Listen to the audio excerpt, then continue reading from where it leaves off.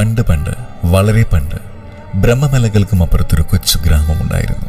വടക്ക് മാറി കാടിനോടിണങ്ങി ചേർന്ന് നിൽക്കുന്ന കൊട്ടിയൂർ എന്ന ദേശം. അവിടെ നീലി എന്ന പേരുള്ള ഒരു കൊച്ചു അടിയാത്തി പെൺകുട്ടി ഉണ്ടായിരുന്നു. ഇടതൂർന്ന കാർക്കൂന്തലും വാലിട്ടെഴുതിയ കണ്ണും നീലിപ്പെണ്ണിന്റെ സൗന്ദര്യം ഇരട്ടിയാക്കി.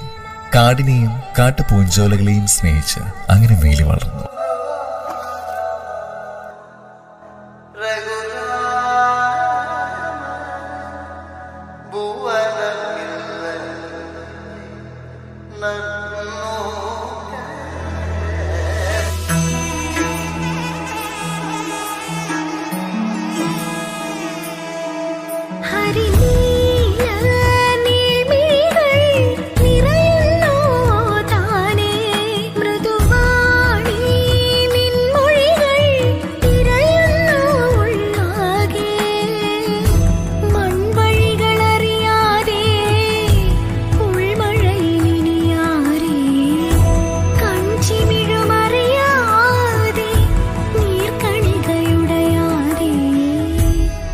അങ്ങനെ ഇരിക്കുമ്പോഴാണ് നമ്മുടെ സുന്ദരിയായ നീലയ്ക്ക് ഒരാഗ്രഹം.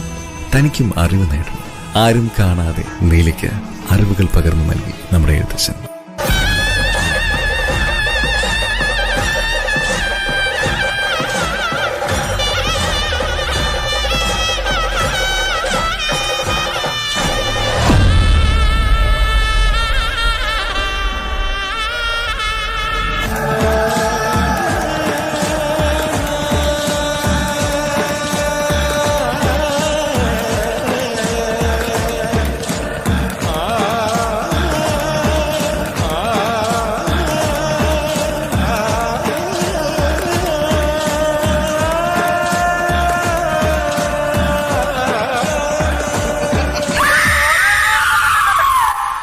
പിറ്റേന്ന് ആ നാടുണർന്നത് നീലിയുടെ മരണവാർത്ത അറിഞ്ഞാണ്.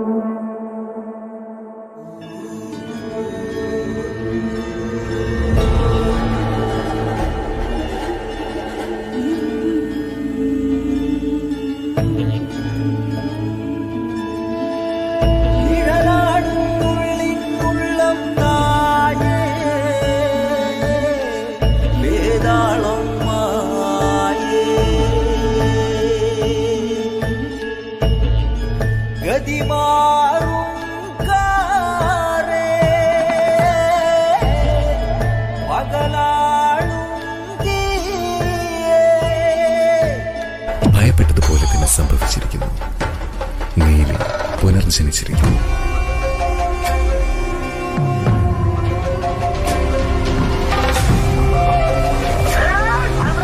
അവളുടെ ക്രോധത്തെ തടുക്കാൻ നിങ്ങളെ കൊണ്ടാവില്ല.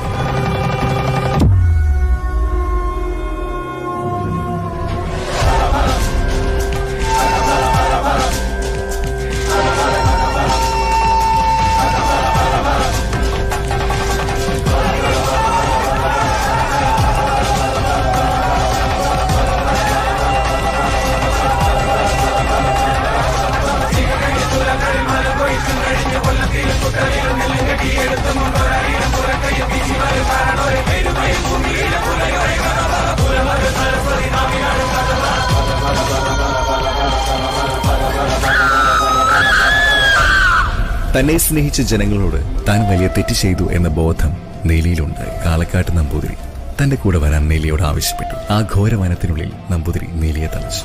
അവിടെയുള്ള ജനങ്ങൾ ഇന്നും നീലിയെ തങ്ങളുടെ ദേവതയായി കണ്ട് ആരാധിച്ചു.